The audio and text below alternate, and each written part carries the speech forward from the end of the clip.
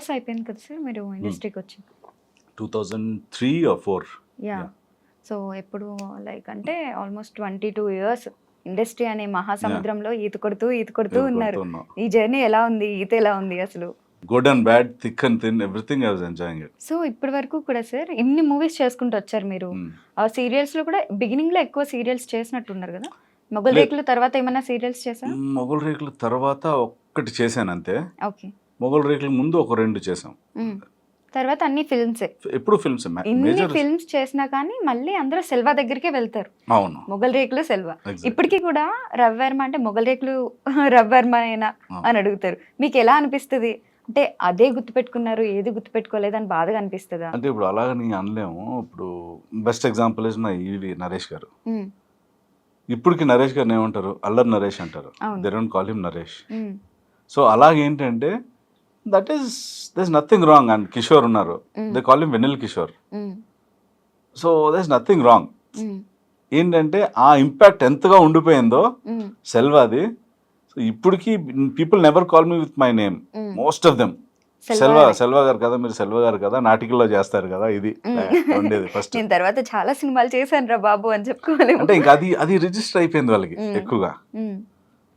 Selva character కూడా first వేరే వాళ్ళు చేశారు కదా, వేరే అబ్బాయి చేశారు. తర్వాత his actual name is also Selva.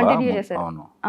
So అసలు నార్మల్ గా ఒక పర్సన్ కి ఒక కనెక్ట్ అయిపోయారంటే జనాలు మోస్ట్లీ సీరియల్స్ లో వేల ఎపిసోడ్లు వస్తూ ఉంటాయి. కొన్ని ఎపిసోడ్లో ఆయన మొహం చూసి ఉంటారు. ఆ ప్లేస్ లో వేరొకరిని రీప్లేస్ చేయాలంటే అసలు అబ్బా వేరొకరు వచ్చారేంటని మ్యాచ్ చేయలేరు. అది 1 month కొంచెం టైం పట్టింది. But thanks to Manjula Naidu and Bendu Naidu garu. మీకేం టఫ్ అనిపించలేదా ఆ టైంలో? I'm an artist, so anything I will do. అప్పుడు ఆలోచించారా మీరు? బట్ ఏంటంటే ఇట్స్ లైక్ అంటే we're like water. So how the director moulds us into a glass jar, వాళ్ళు ఏ షేప్ లో మమ్మల్ని మోల్డ్ చేస్తే ఆ షేప్ లో వెళ్ళిపోతాం. ఓకే. సో సార్ మీ పేరు కూడా చాలా పెద్దదనేసి విన్నాం మేము. రవివర్మ అని అందరికి తెలుసు. అద్దూరి అనేసి, అద్దూరి ఇస్ ద సర్నేమ్. అది ఏంటంటే రీసెంట్ గా కొంచెం ఈ కన్ఫ్యూజన్ ఎక్కువ అయిపోయింది అని చెప్పి రవివర్మ అని. Actually there about 5-6 Ravi Varmas. ఆర్టిస్టులు 3 ఉన్నారు. ఇప్పుడు పబ్లిక్ గా ఎక్కువ మందికి తెలిసింది 2, కానీ ఆర్టిస్టులు 3 ఉన్నారు. ఒక డిఓపి ఉన్నారు, ఒక ఫైట్ మాస్టర్ ఉన్నారు, ఒక సింగర్ ఉన్నారు, అండ్ రీసెంట్ గా ఇప్పుడు ఇంకొక డైరెక్టర్ ఒక ఆయన వస్తున్నారు.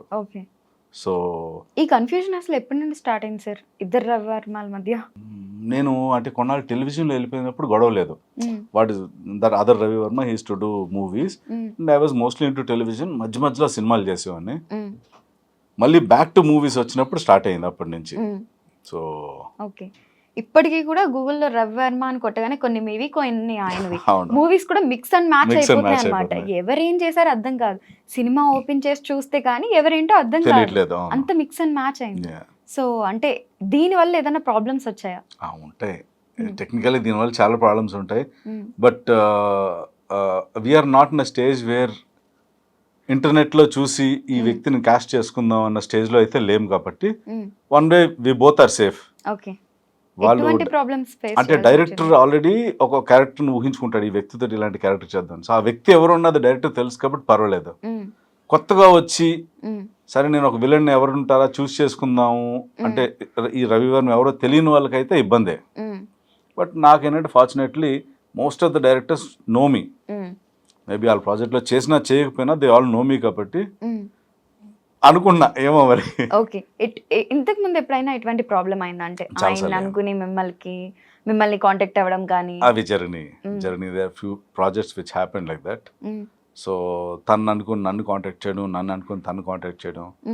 ఒక్కసారి ఇంకా తప్పనిసరి పరిస్థితిలో వేరే ఆర్టిస్ట్ లేక, ఫర్ ఎగ్జాంపుల్ నన్ను అనుకుని తన ఫోన్ చేశారు, షూటింగ్ లొకేషన్కి వెళ్ళిపోయిన తర్వాత నేను అవైలబుల్ లేకపోతే so obviously they have gone through, ఆయనతో చేశారు. అలా కొన్ని సినిమాలు జరిగినాయి, నాకు కొన్ని జరిగినాయి అలాగా. సో ఇద్దరికి జరిగినాయి. అది కైండ్ ఆఫ్ అడ్వాంటేజ్ కూడా ఉండొచ్చు కదా? Advantage and disadvantage both. Yeah true. ఒకరికి పోయింది, ఇంకొకరికి వచ్చింది.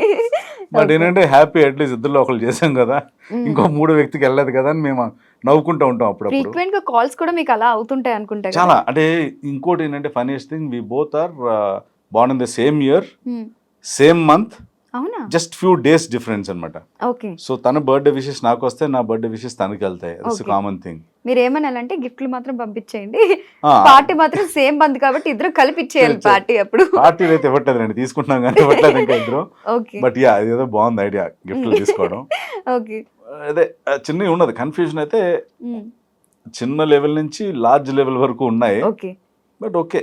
ఈ టెలివిజన్ కన్ఫ్యూజన్స్ కాకుండా బయట పర్సనల్ గా మీకు ఏమైనా రిలేషన్స్ ఉన్నాయా? యా, సమ్వేర్ ఫార్ కజిన్స్ అవుతాం ఇద్దరుని. Okay. And we both are grandparents are from the same village. So both are from the East Godavari. And నేను పుట్టింది కాకినాడ, వాడు కూడా ఏదో చదువుకున్నట్టున్నాడు కాకినాడలోనే schooling. Okay. And after his schooling and all I went to Singapore abroad, he went to US. And దాని నుంచి నేను వెనక్కి వచ్చాను, వాడు వెనక్కి వచ్చాడు. ఇద్దరు సేమ్ తెలుగు ఇండస్ట్రీలో సెటిల్ అయ్యాం. ఇద్దరు సేమ్ నేమ్స్ కంటిన్యూ సేమ్ చేస్తారు. నేమ్స్. అంటే actually Ravi Varma is not my original name. Ravi Varma is a name given by MS Narayana గారు. ఓకే. నా వెరీ ఫస్ట్ మూవీ ఆరు పతివ్రతల టైంలోనే ప్యారలల్ గా కొడుకు అని ఒక సినిమా చేశాను. సో ఆయన ఇచ్చారు ఆ పేరు. ఓకే. హీ వాంటెడ్ హిజ్, అంటే దాంట్లో విలన్ ఆరు పతివ్రతలో one of the hero with negative shade. So ఆయన ఏంటంటే he want his villain to be launched with a popular name. So దానికి రవి వర్మ అని పెట్టారు. అండ్ దానివల్ల రిలీజ్ అయ్యే టైంకి ఆరు పతివ్రతలు కూడా నేను పేరు మార్చేసుకున్నాను అన్నమాట. ఓకే. సో ఒరిజినల్ నేమ్ ఏంటి మరి? సంతోష్ కుమార్ వర్మ కాదు, ఇంకా పెద్ద ఏదో ఉంది. అది ఉంది, అది ఎప్పుడో స్కూల్ అంటే యూకేజీ టైంలోనే కట్ చేస్తాం. ఎందుకు సార్? వీర ఏంటి వెంకట ఒకసారి సత్య. చెప్పండి. అంటే నా పేరు కూడా పెద్దదే, but generally what happens is మా డాడీ సైడ్, మా డాడ్ కజిన్స్ అన్నట్లోని రవిరాజ్ కుమార్ వర్మ అన్నది కామన్ వస్తుంది. ఓకే. రవి రాజ్ కుమార్ వర్మ. ఇంకా ముందు ఏదైనా యాడ్ అది చేసుకుంటే ఇంకా దానికి ముందు ఇంకా ఇదంతా అసలు యాడ్ పేరు అవుతుందా? వేరుంటుంది. ఇప్పుడు ప్రియా అంటే ప్రియా రాజ్ కుమార్ వర్మ, ఇది కామన్. అది ఎలా అంటే మై డాడ్ బ్రదర్స్ వాళ్ళ కజిన్స్ వీళ్ళందరి పేర్లలోని నేను నోటీస్ చేసింది ఏంటంటే ఒరిజినల్ నేమ్స్ ఫస్ట్ పెట్టినప్పుడు ఓకే. ఈ రవిరాజ్ కుమార్ కొంతమంది వర్మ అని పెట్టుకుని రవిరాజ్ కుమార్ రాజు అని పెట్టుకుని కొంతమంది ఉన్నారు. అలా ఈ రవిరాజ్ ఎందుకు మరి కంటిన్యూ అయిందో నాకు తెలియదు. అది especially with that surname, Adduri సర్ నేమ్తో ఎవరెవరైతే కజిన్స్ ఉన్నారో. నేను వీర వెంకట సత్య ఏదో ఉండేది నాకు కూడా, ఐ ఫర్గాట్. మీ పేరు మీరే మర్చిపోయారా? లాస్ట్ అంటే I don't use it much కదా. అప్పుడప్పుడు మా ఇంట్లో ఏమన్నా ఏడిపించడానికి నన్ను అంటూ ఉంటారు, ఈ ఫుల్ నేమ్ తో పిలుస్తారనమాట. వీర వెంకట సత్య ఉంది, రవి రాజ్ కుమార్ వర్మ ఇంకా ఉన్నది. మా తాతయ్య గారి పేరు అప్పలరాజు, ఆయన తండ్రి గారి పేరు తిరుపతి రాజు. ఇవన్నీ పేర్లు పెట్టేసి ఒక్కొక్కరు ఒక్కొక్క పేరు తీసుకుంటారా? ఏమో మరి, అంటే ఆ టైంలో దే వాంటెడ్ ఇతను ఏదో వస్తాడు మన లెగసీని కంటిన్యూ చేస్తారు అన్నట్టుగా ఏదో పెట్టేస్తారు. బట్ నాకేంటంటే స్కూల్లో ప్లేస్ సరిపోయేది కాదు నాకు ఫిల్ చేయడానికి. అండ్ ఎల్కేజీ యూకేజీలో మనకి రాయడం కూడా సరిగ్గా రాదు, అప్పుడప్పుడు నేర్చుకుంటున్నాం. చేతులు నిప్పెట్టేస్తున్నాయని చెప్పి గొడవ పెట్టి పేరు మార్చేసుకున్నాను. ఎగ్జామ్స్ లో మీ నేమ్ రాయడానికి సగం టైం సరిపోద్దేమో. మీకు అంత ఛాన్స్ కూడా ఉండదు, ఆన్సర్ షీట్ బదులు ఆన్సర్ వచ్చేస్తుంది. So I don't want to continue that long name. And అంటే పేరు పెట్టడం పెడతారు, బట్ బుక్స్కి వచ్చేటప్పటికి స్మాల్ ఉంటుంది. అందుకు my father's name is Ramakrishna Murali Mohan Raviraj Kumar. So this is his name. Okay. Only initials తో రాస్తారు. అదే ఆయన పేరు ఫుల్ గా ఫామ్ ఫిల్ చేయాలంటే ఏ ఫామ్ లో, బ్యాంక్ అవ్వచ్చు, ఆధార్ ఫామ్స్ అవ్వచ్చు, ఏ ఫామ్ లో ఫిల్ చేసినా సరిపోవు ఇవి, మళ్ళీ బయట రాయాల్సి వస్తుంది. మీ తాతగారి పేరు తెలుసా సార్ మీకు? ఏంటి? అప్పలరాజు గారు. అప్పలరాజు ఏదో ఉంటది కదా, అంటే నాకు అంత తెలియదు, ఆ డాక్యుమెంట్స్ ఎప్పుడు చదవలేదు. ఫాదర్ దే ఇంత ఉందంటే గ్రాండ్ ఫాదర్ ఇంత ఉండొచ్చు. మా గ్రేట్ గ్రాండ్ ఫాదర్ తిరుపతి రాజు, ఆయనకు కూడా చాలా పెద్ద నేమ్ ఉండేది, ఈయనకి పెద్ద నేమ్ ఉండేది.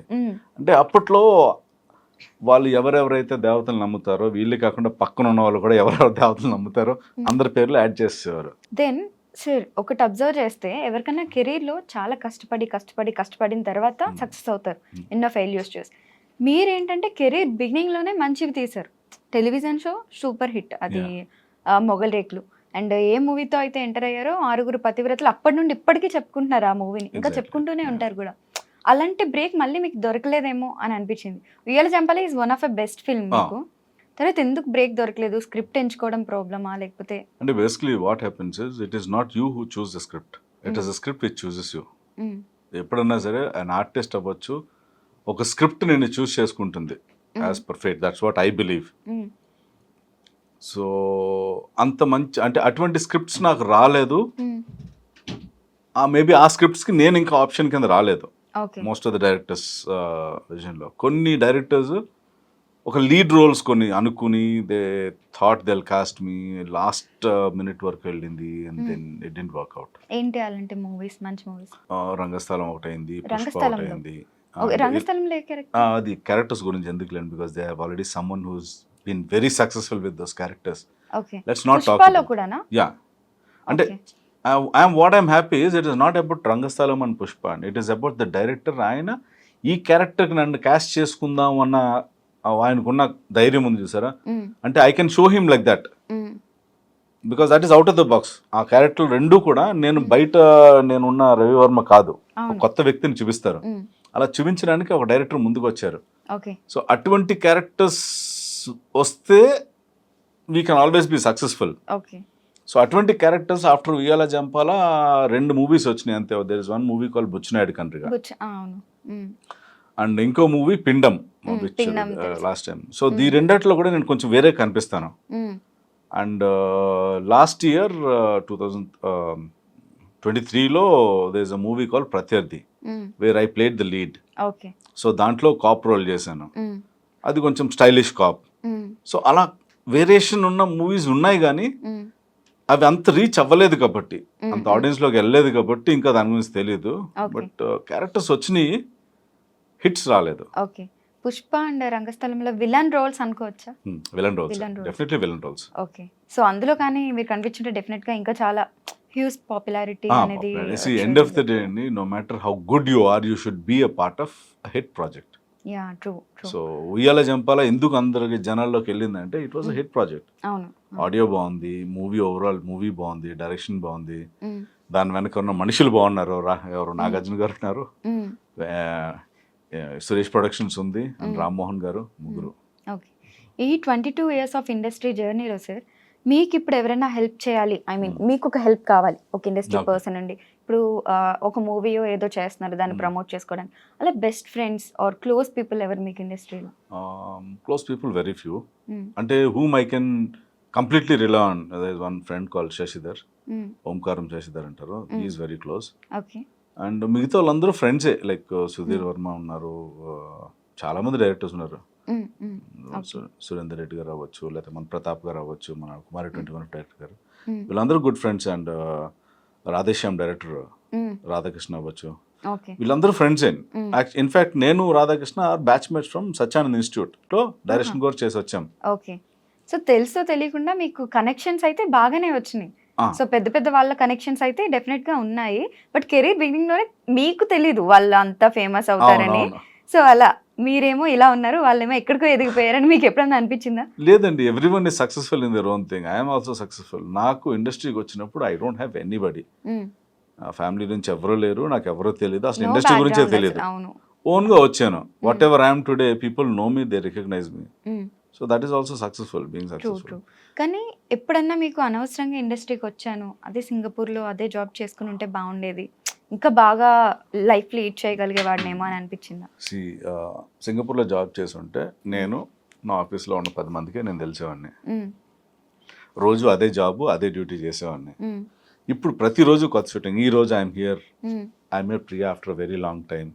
ఇక్కడ మన కెమెరామెన్ గా కొత్తగా కనిపించారు, ఈయన కనిపించారు, ఈ లైటింగ్, ఈ లొకేషన్, ఈ సిచ్యువేషన్ అంతా different. So every day I'm shooting in different place. ఆ మొనాటనీ అన్నది లైఫ్ లో ఎప్పటికీ రాదు. అండ్ యాక్టింగ్ ప్రతిరోజు ఒక కొత్త క్యారెక్టర్ చేస్తూ ఉంటాను. ఇంకెందుకంటే ఏం కావాలండి లైఫ్ లోని? Very happy. See end of the day you should love your work. So నేను క్యూబికల్స్ లో ఉన్నాను, అదే ఆఫీస్, రోజు వెళ్తాము. అప్పుడు పంచ్ మెషిన్ అప్పుడు ఇంకా ఇవన్నీ లేవు, పంచ్ కొడతాం, ఆఫీస్లోకి వెళ్తాం, అదే ఆఫీసు, అవే లైట్లు, బ్రేక్, లేకపోతే బయటకు వెళ్తావు, ఒక వెండింగ్ మెషిన్ ఉంటుంది, వెళ్తావు, కాఫీ తెస్తావు, అదే కంప్యూటర్, అలా చూస్తూనే ఉంటావు. ఇంకెన్నాళ్ళైనా అదే ఉంటుంది.